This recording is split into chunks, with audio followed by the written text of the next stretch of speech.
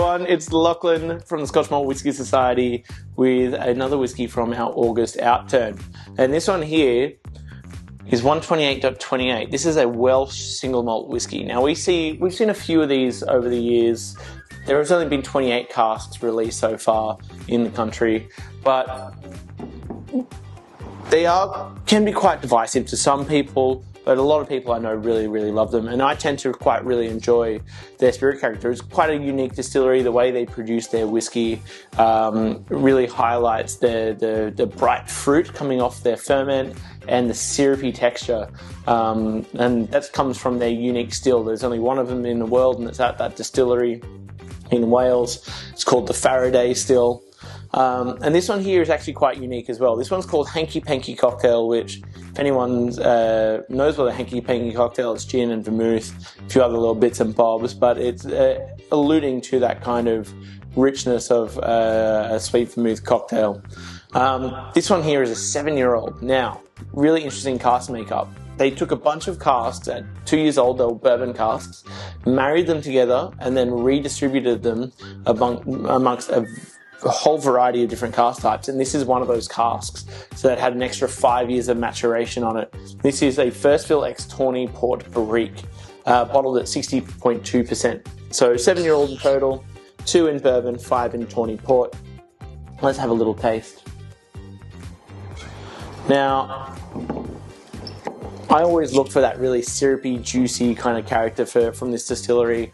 I like to see, those SPC fruit packs. The tinned apricot kind of, or tinned peach kind of sweetness, syrupy kind of character to it. And let's see what we get on this. I can understand the name Hanky-panky cocktail straight away. There is a slight herbal element, but it is really in tune with that kind of rich port character to create that element of drinking a hanky-panky cocktail. I see a little bit of that tinned fruit going on. There's a little bit of maraschino cherry as well, which leads right into that hanky-panky as well.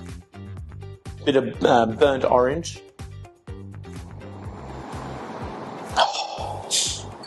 There's a buttery element to it, also like almost like a buttered hot cross bun, you know.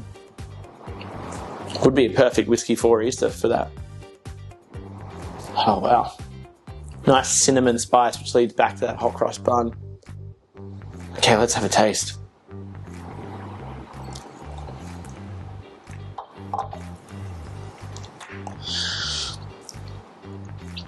After 5 years in port, that's taken on so much of that cask character, so much of that wine.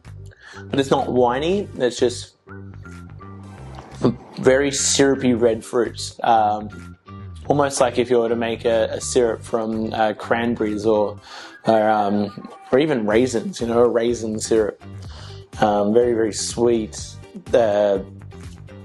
sucrose element to it. But then there's all that beautiful wood spice, that cinnamon and tannin that hits the palate. It's kind of sparkly on the palate. Really, really cool. A little bit of poached peach as well, like cooked peaches. It's definitely very unique for what we see from this distillery from 128. Because we've seen a lot of bourbon casks, we see a lot of dry wine casks as well, and a few other little experimental things. But this is we haven't seen a Tawny port in a little while. But this is definitely quite unique amongst those. It's really, really fun, really interesting. All right, this is going live on Outturn Day for August Outturn. Jump on, have a look. We've also got our August virtual tasting with basic chocolates, which we do every year. Fantastic pairings, and hopefully I'll see you all for that virtual tasting, if not over the bar very, very shortly. Cheers.